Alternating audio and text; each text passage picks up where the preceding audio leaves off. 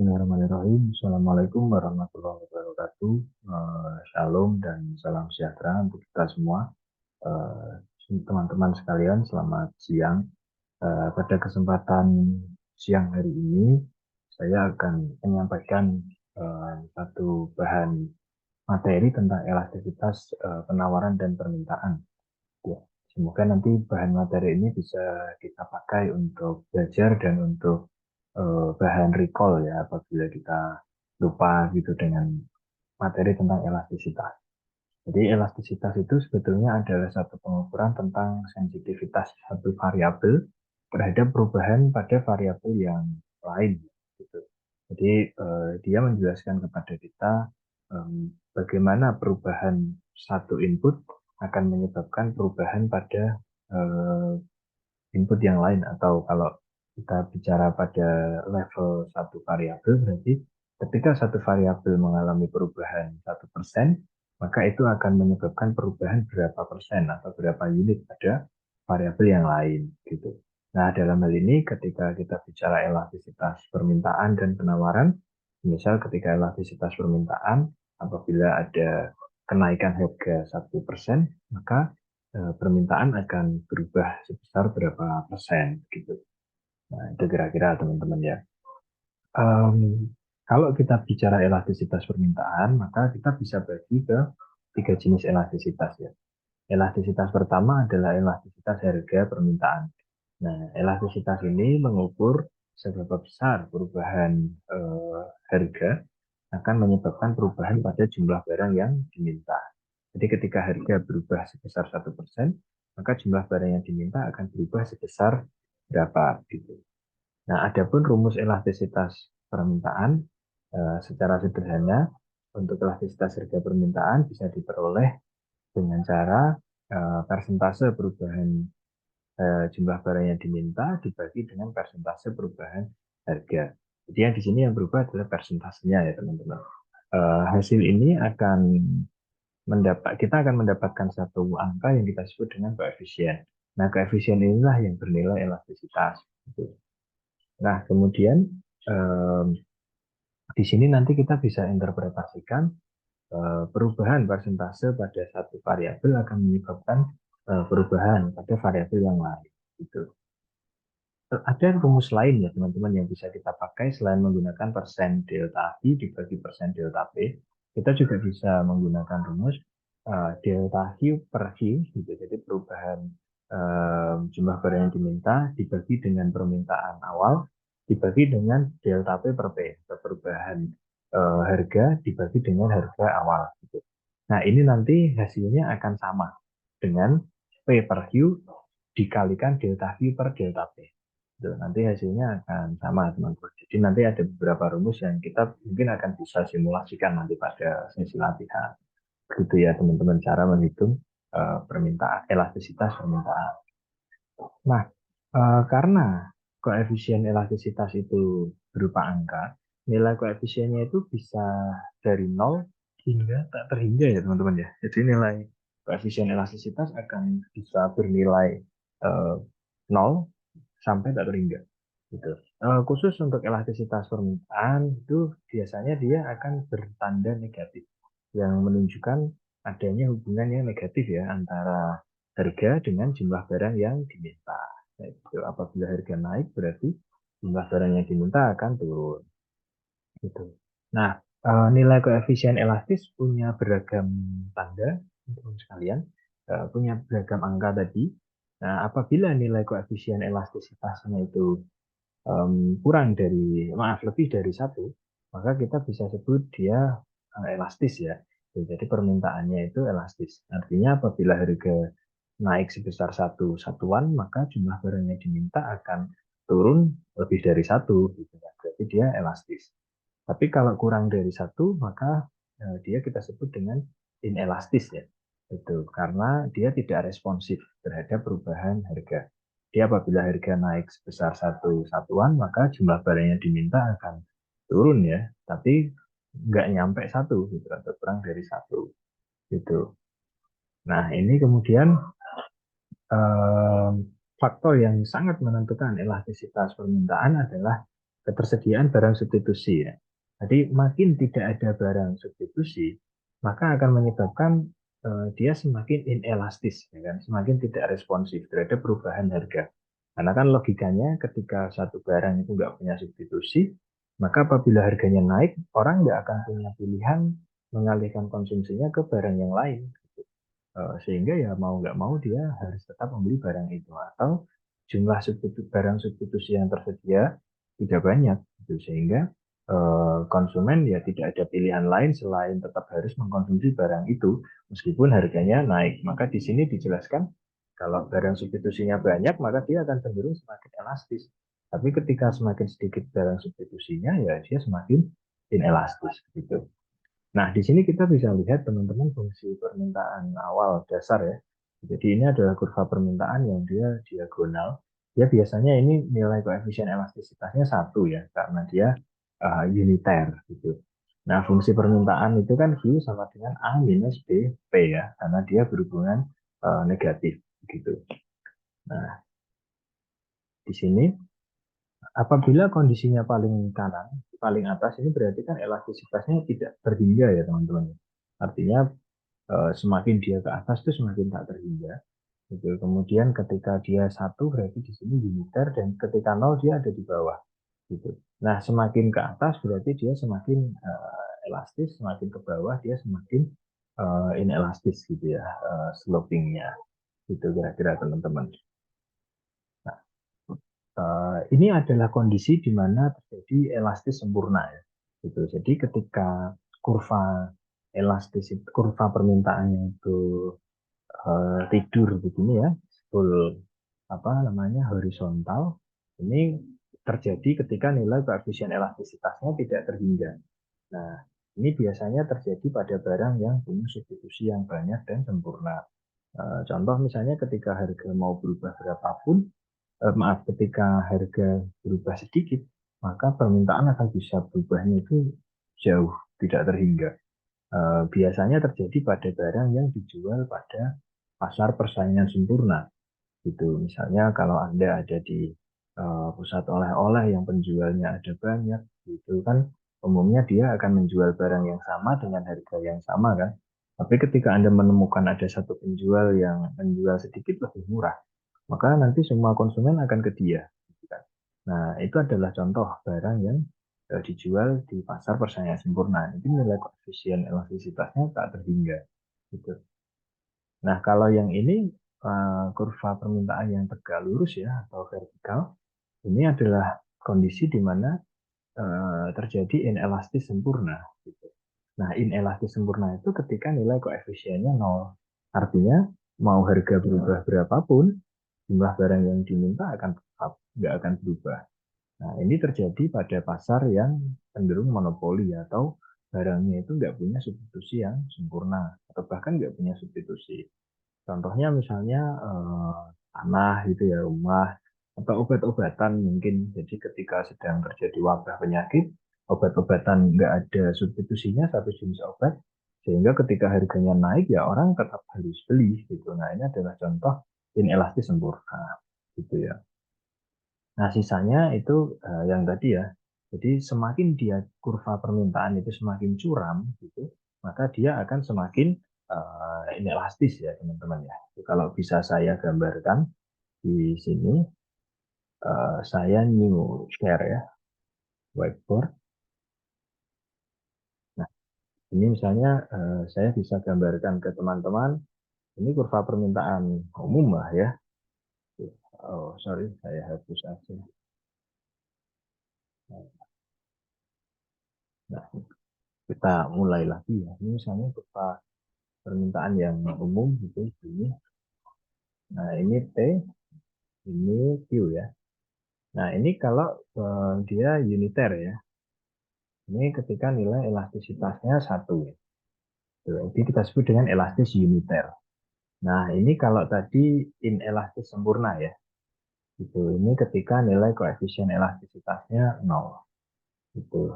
Nah ini yang nilai koefisien elastisitasnya tak terhingga. Nah ini berarti elastis sempurna. Nah, ini semakin landai, itu berarti nilai koefisien elastisitasnya lebih dari satu. Nah, ini biasanya terjadi pada barang-barang yang punya substitusi yang banyak. Ini bentuk kurva permintaan ya berdasarkan koefisien elastisitasnya. Nah, kalau kurva permintaannya curam seperti ini dia koefisien elastisitasnya lebih kecil dari satu. Nah, ini disebutnya inelastis. Itu ya teman-teman ya. Nah, untuk mendapatkan ini, maka tadi ya ada rumusnya. Itu misalnya persen delta Q dibagi persen delta P gitu ya. Atau rumus yang lain misalnya P per Q itu dikali Q1 minus Q per P1 minus P. Nah, gini ya. Sorry, ini P per Q sama dengan delta Q bagi delta P. Nah, ini nanti ketemunya sama dengan ini. Gitu. Atau kalau caranya begini. Atau kita juga bisa pakai rumus yang lain ya. Gitu. Rumus yang lain itu misalnya Q2 itu yang tadi ya. Dikurangi Q1 dibagi Q1 itu sama dengan P2 kurangi P1 dibagi P1. Nah, ini nanti ketemunya akan sama. Gitu. Yang di sini saya tulis lagi, ini juga bisa diselesaikan dengan P per Q dikali tadi ya, Q2 minus Q1 diper P2 minus P1 gitu ya. Nah ini, oh sorry bukan ini. Jadi P per P dibagi dikali delta Q per delta P gitu. Nah ini caranya gitu. Itu ya teman-teman, saya rapikan lagi aja. P per Q dikali delta Q dibagi delta P. Gitu. Nah, ini atau bisa juga ini tadi ya. Q2 min Q1 dibagi P2 min P1.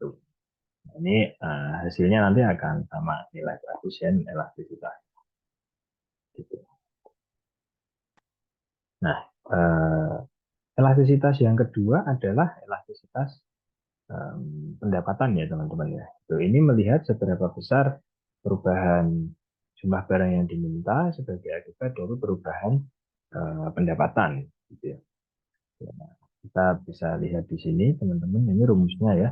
Delta Q dikurangi Q dibagi Q dibagi delta income dibagi I. Nah, sama ya rumusnya. Ini nanti akan sama dengan income dibagi Q dikali delta Q dibagi delta I. Jadi rumusnya ini sama ya. Nah, yang ketiga adalah elastisitas silang. Nah, kalau elastisitas silang itu melihat seberapa besar perubahan harga barang X mempengaruhi permintaan barang Y. Nah, itu elastisitas silang, teman-teman ya. Jadi misalnya kita mau melihat apakah harga beras mempengaruhi perubahan harga beras mempengaruhi permintaan roti gitu. Nah, itu elastisitas silang. Ketika tandanya negatif berarti barang itu biasanya barang komplementer. Karena kan kenaikan pada barang A menyebabkan penurunan permintaan barang B. Jadi itu barang bersifat komplementer atau saling melengkapi. Tapi kalau nilai elastisitas silang tandanya positif, biasanya barang itu cenderung merupakan barang yang substitutif gitu ya. Nah, itu biasanya ini rumusnya ya teman-teman ya. Jadi kuantitas barang B perubahannya dibagi dengan perubahan kuantitas barang X gitu ya. Gitu. Nah, itu.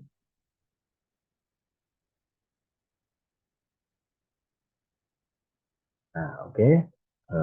Kita juga sekarang kita latihan ya teman-teman. Nah, kalau elastisitas penawaran sama ya dengan elastisitas permintaan. Nanti yang membedakan biasanya pada elastisitas penawaran itu ini ya teman-teman. Sifatnya positif ya tandanya kalau di elastisitas penawaran gitu. Ya, kita latihan lagi ya, teman-teman ya. Itu misalnya tadi kita sudah punya rumusnya ya. Tuh, jadi kita ada dua rumus yang bisa dipakai. Nanti silahkan, ada tiga rumus sih sebetulnya.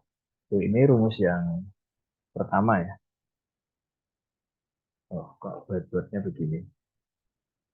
Nah, nah ya, share screen, whiteboard. Ya, nah, semoga sudah bisa. Nah, ini ya. Ini rumus yang pertama, Q2 dikurangi Q1 dibagi Q1 ya. Ini dibagi P2 kurangi P1 dibagi P1. Ini rumus pertama ya untuk mencari elastisitas gitu. Kita juga bisa pakai rumus yang kedua. Tuh, rumus yang kedua tadi ya, teman-teman. Em, Elastisitas ini sama dengan P per Q dikali delta Q dibagi delta P gitu ya. Ada dua rumus ya. Nah, kalau rumus ini kan tadi akan sama dengan ini ya, teman-teman. Jadi dia satu delta Q ya. Ini kan delta Q dibagi Q kan. Itu kan rumusnya yang kedua. Nah, atau rumus yang ketiga tadi ya, elastisitas bisa dicari dengan persen delta Q dibagi persen delta P gitu kan. Nah, kita misalnya pura-puranya nih, kita kita mau ngitung elastisitas. Ini misalnya soal misalnya barang A itu awalnya permintaannya 100 gitu. Pada saat harganya misalnya 10 gitu ya. Nah, pada saat harganya itu naik ya jadi 20, nah, permintaannya turun gitu ya menjadi 80 gitu misalnya.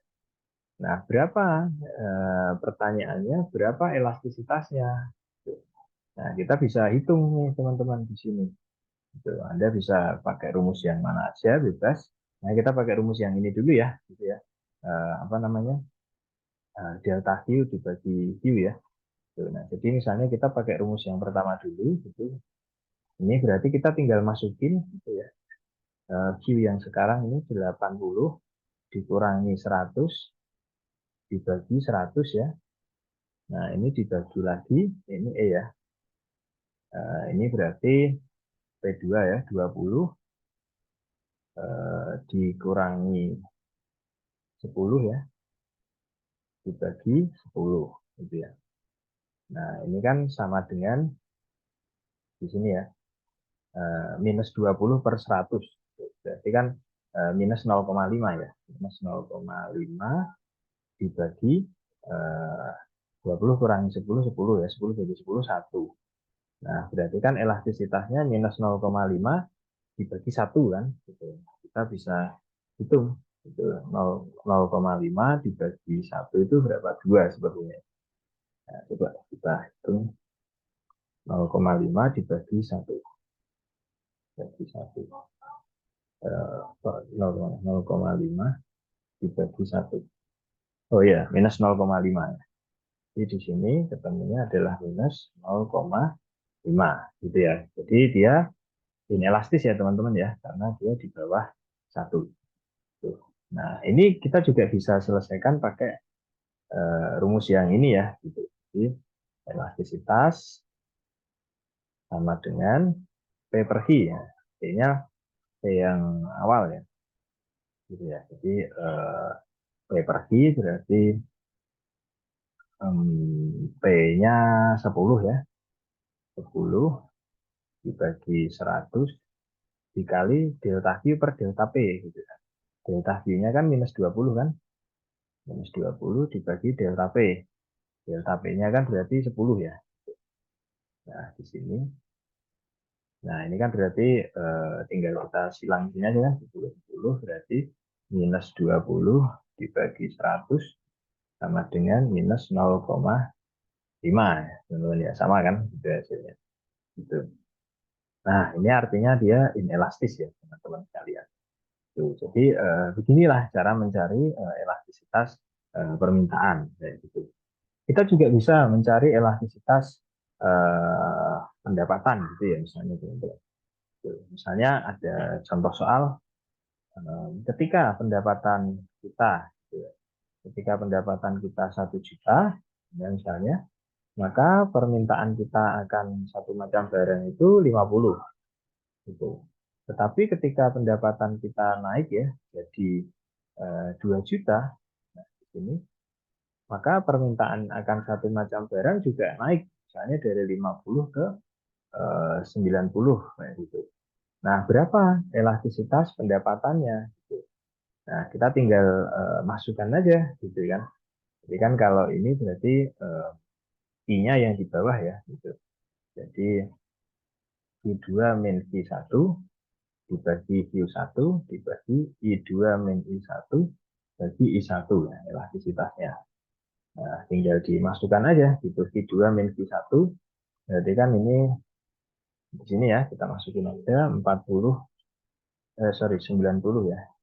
90 dikurang 50 dibagi Q1 50.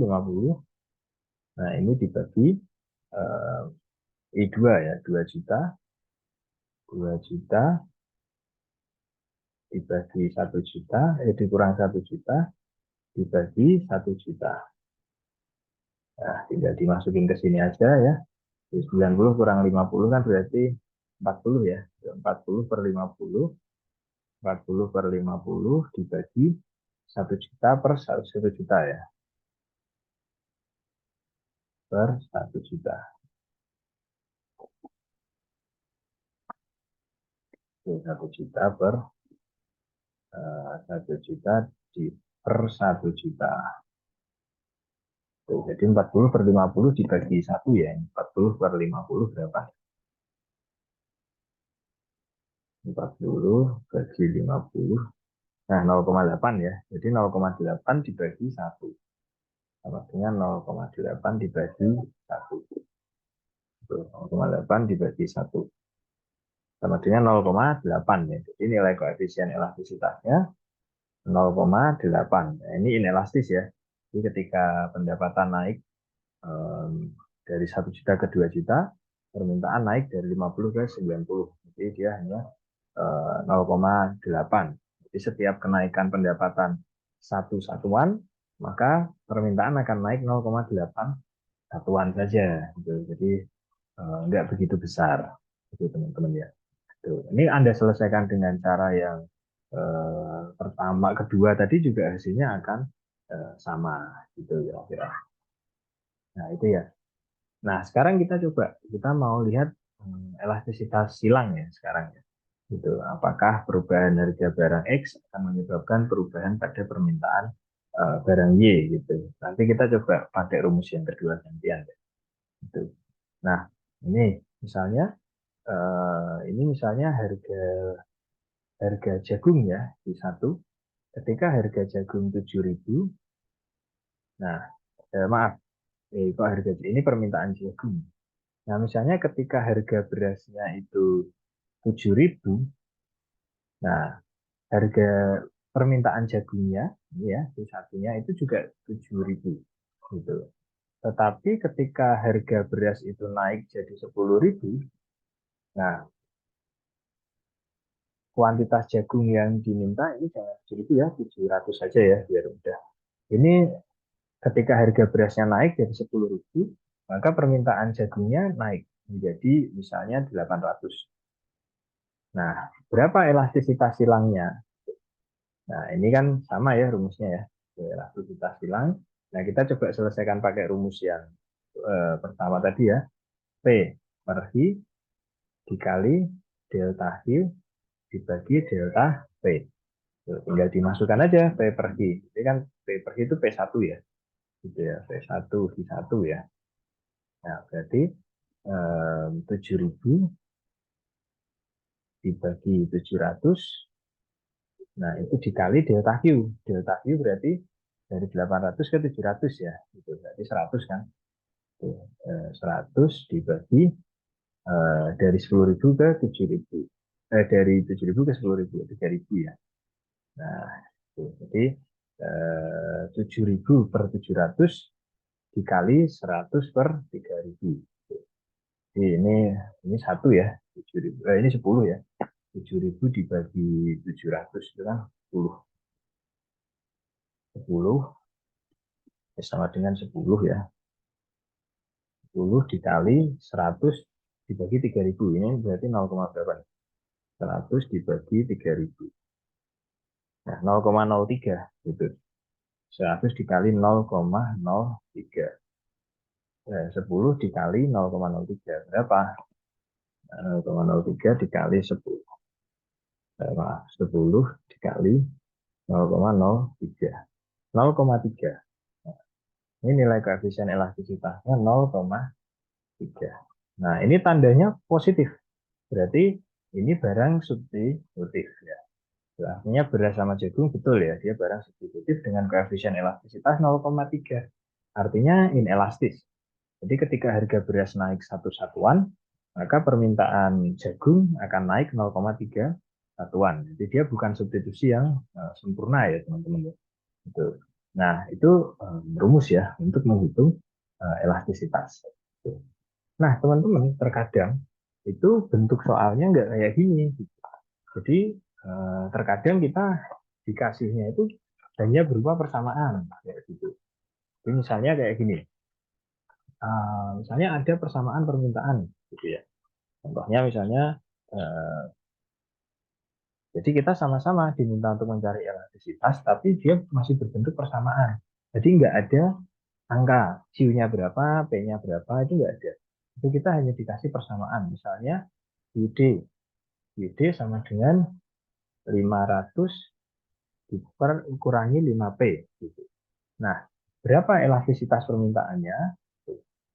Nah, kalau udah kayak gini gimana caranya? Nah, ini kita harus menggunakan turunan pertama ya, cara menyelesaikannya ya, teman-teman ya. Gitu. Nah, rumus elastisitas yang kita pakai ketika kita menemukan soal seperti ini, itu gini. Jadi, E itu sama dengan Q aksen, artinya Q turunan pertama ya, dikali P per Q. Gitu. Jadi, cara mencarinya begitu. Nah, maka kita harus dapat nilai Q aksen dulu kan. Gitu. Nah, Q aksen itu adalah turunan pertama dari ini.